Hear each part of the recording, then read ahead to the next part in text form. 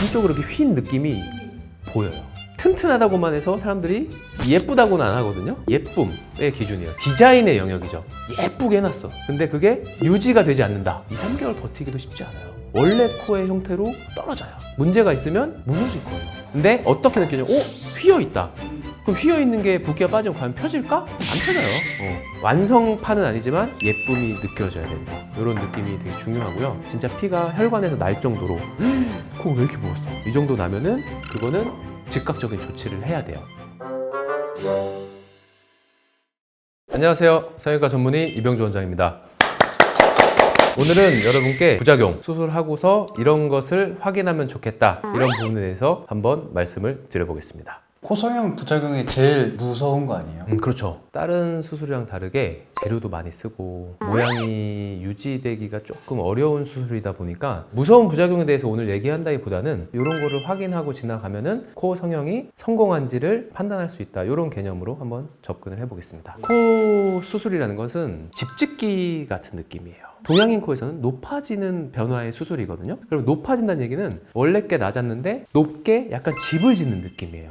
튼튼하게 지어야 돼요. 구조라고 보면 돼요. 코의 원래의 구조. 구조를 얘기하는 건 결국은 연골과 관련이 있겠죠. 튼튼하게 우선은 유지돼야 되는 게 그냥 제일 중요해요. 무조건 이렇게 튼튼해야 돼요. 코는 튼튼하다고만 해서 사람들이 예쁘다고는 안 하거든요. 예쁨의 기준이에요. 디자인의 영역이죠. 투박하지만 튼튼한 건물이 있으면 우선은 뭐 안정적이고 뭐 코 막힘도 없고 이럴 거니까 별로 문제는 없어요. 단지 아쉬울 뿐. 예쁘게 해놨어. 근데 그게 유지가 되지 않는다. 그러면은 2, 3개월 버티기도 쉽지 않아요. 원래 코의 형태로 떨어져요.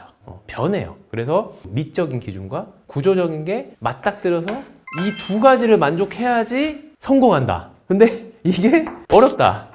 왜냐면 제 수술 상담을 오거나 이런 분들 보면은 튼튼하지 않은 분들이 부지기수예요.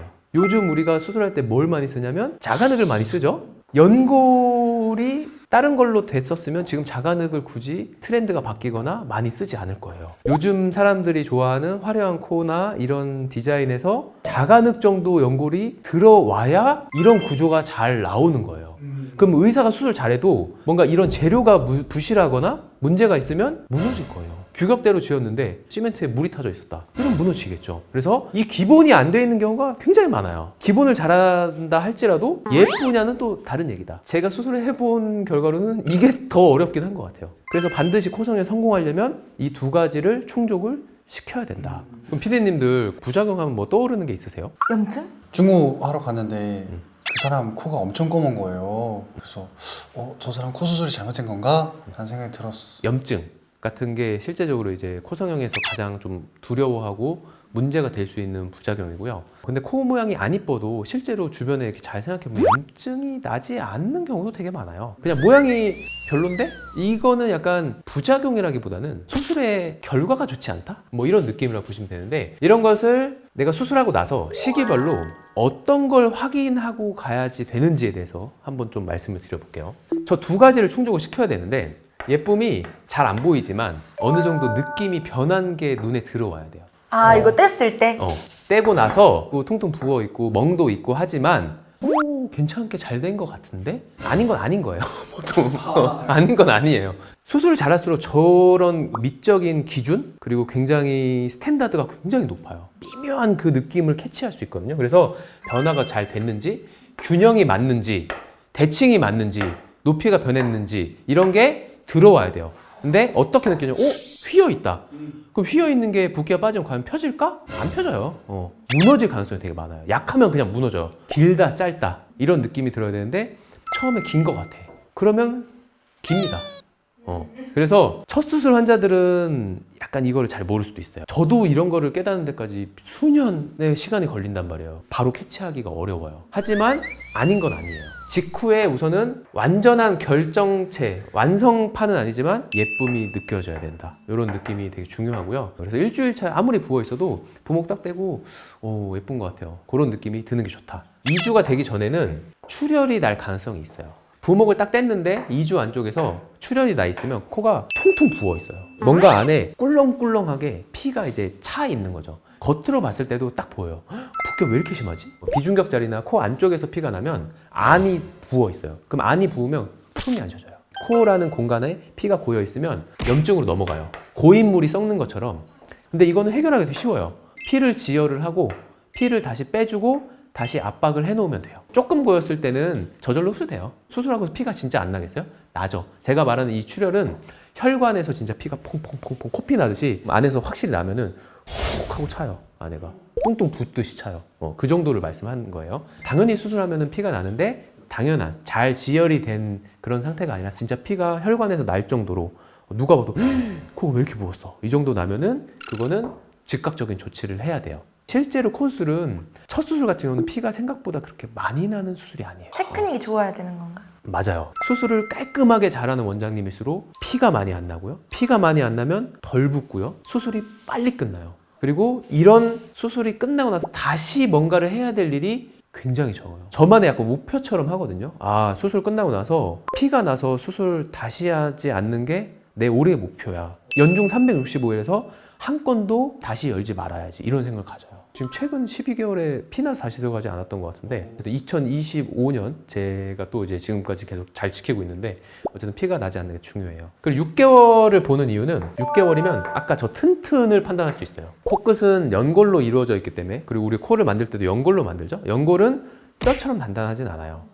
단단하지 않은 것들이 그들의 탄성과 탄력으로 구조가 버티고 있으면 6개월을 버틴 애들은 버틴 거예요. 재수술 상담하는 오는 분들 봐서 제가 맨날 얘기해요. 뭐 이렇게 떨어진 지 얼마나 되셨어요? 한 6개월, 3개월 된 것 같아요. 붓기가 있어서 그걸 못 느끼는 거지. 전 병원 가서 1주, 2주 사진을 보잖아요. 그 떨어지는 그 기미가 한쪽으로 이렇게 휜 느낌이 보여요. 둘 중에 하나예요. 의사가 예민하지 않아서 그런 걸 볼 줄 몰라. 그럼 진짜 못 보고 수술을 마무리하겠죠. 근데 보면 다시 돌아가면 돼요. 수술의 초반부로 다시 다 풀고 다시 하면 돼요. 근데 이 타이트한 스케줄이나 막 시간이 없을 때는 그러기가 쉽지 않죠. 그래서 그렇게 안 하려면 한 번에 잘 되는 게 가장 좋고 그걸 잘 성공시키려면 튼튼과 미적인 기준을 충족시켜야 되는데 수술할 때 의사가 다 보여요. 이걸 볼 줄 알아야 돼요. 근데 문제는 이거를 아무리 알려줘도 내가 이거를 진짜 볼 줄 아냐가 중요한 거거든요. 내가 볼 줄 알면 수정을 하면 돼요. 나는 예쁨을 맞춰줘야 되는 사람인데 환자가 원하는 걸 내가 해줘야 되거든요. 원장님 조금 짧게 해주세요. 귀엽게 해주세요. 그 귀여움을 맞추려면 1mm 단위, 0.5mm 단위로 컨트롤 해야 되는데 0.5를 컨트롤하려면 내가 그만큼 예민하고 분해능이 좋으면 돼. 무슨 말인지 이해가 되시죠? 그래서 이런 여러 가지 수술하고 나서 성공적인 사인이나 불안한 사인에 대해서 확인해야 될 거를 말씀드렸는데 이런 일이 애초에 안 생기게 의사가 이 원칙에 맞게 하는 게 되게 중요하고 이거를 잘하냐 못하냐는 손기술 플러스 엄격한 나의 그 판단 잣대를 갖고 있는지 바리스타가 아침에 출근하면 그 원두에 맞춰서 커피를 갈아요. 에스프레소 내려서 맛을 봐요. 그럼 이게 신지, 쓴지, 산미가 어떤지를 체크를 하는 거죠. 조금 뭔가 내가 추구하는 커피숍의 방향과 달라. 그러면은 분쇄도를 조절해요. 세팅을 잡는 거죠. 그 세팅 잡고 좋아. 그러면은 그걸로 이제 환자들한테 판매를 하고 그래서 중요한 거는 맛을 볼 줄 아냐가 되게 중요한 거예요. 이 커피의 느낌을 내가 느끼고 그거에 맞춰서 이렇게 수정하면 더 맛있겠다. 그래서 예쁘게 만들려면 내가 미적인 감각이 엄청 좋아야 돼. 의사가 원장님 이렇게 해주세요. 사진 주고 나서 그럼 수술방에서는 이제 나는 그거에 집중하는 거지. 당신이 원하는 거 내가 어떻게든 만들어 줄게. 끝날 때까지 끝나지 않는 싸움인 거야. 근데 이거를 이 정도 됐다 하고 나오면 닫을 때 오류가 느껴져요. 그만큼 의사가 굉장히 엄격한 기준과 잣대를 갖고 있어야 된다. 이건 말씀드리고 싶어요. 그러면은 솔직히 이런 질문 조심스럽긴 한데 한 원장님이 하루에 좀 수술 좀 많이 하는 곳은 좀 피하는 게 좋을까요? 코 성형은 저도 하면 할수록 느끼지만 집중을 많이 해야 되고 필요한 시간이 딱 걸려요. 그냥 첫 코 수술을 한다면 1시간 반, 재수술을 하면 그보다 1시간 정도 더 걸려요. 2시간 반. 진짜 자가늘게 재수술을 하면은 하루에 2개 이상은 무리예요. 그래서 저 같은 경우는 코 하루에 보통 한 2개 정도 하거든요. 그러니까 2개 정도 하면은 정말 저녁에 퇴근할 때 되면은 약간 호진된 느낌이 들거든요.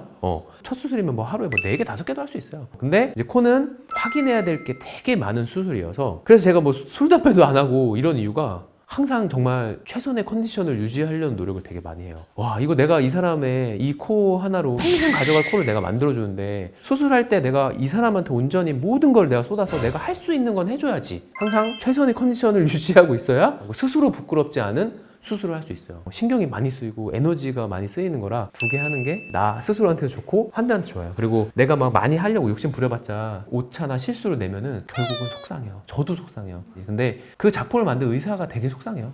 왜냐면 환자가 행복한 게 곧 나의 행복인데 내가 열심히 했는데 아쉬움은 그것도 속상한데 내가 정말 최선도 다하지 못하고 왜 이런 실수를 했지? 이런 생각이 들어요. 근데 그런 게 많이 쌓이면서 이제 발전을 하는 건데 실제로 진짜 잘하는 원장님들은 그런 실수를 잘 만들지 않는다. 오늘은 뭐 진짜 부작용이라기보다는 코 성형을 성공하기 위해서 우리가 꼭 지켜야 하는 원칙, 그리고 왜 사람들이 수술을 했는데도 왠가 뭔가 아쉽지? 이런 게 왜 나오는지에서 약간 좀 개념을 설명을 드렸고, 그리고 수술 초반부터 좀 중기에 이를 때까지 꼭 확인해야 될 부분, 여러분들이 이제 코 성형을 받을 때 꼭 이런 걸 잘 해주시는 원장님들을 만나서 좋은 결과를 이뤄냈으면 좋겠는 게 진심으로서 의사로서 드리는 바람입니다. 감사합니다.